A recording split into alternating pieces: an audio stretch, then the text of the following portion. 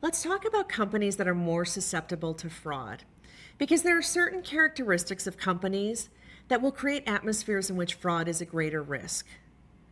Some of the attributes that appear to be associated with companies at a greater risk for financial fraud schemes include the following.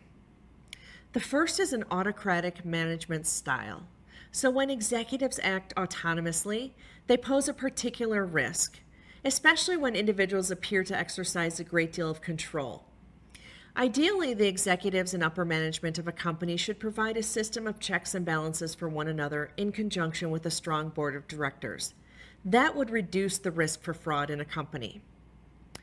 Companies are more susceptible to fraud when they have centralized authority.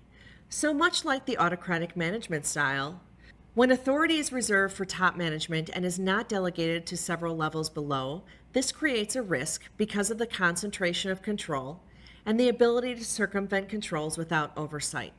Distrustful management is a greater fraud risk.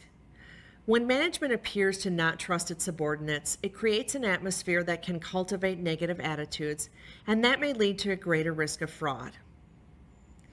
Management who is driven by power is at greater risk for fraud, because the need for power and success may lead an executive to consider fraud in order to meet operational goals. The power-driven manager can be more likely to improperly influence peers and subordinates.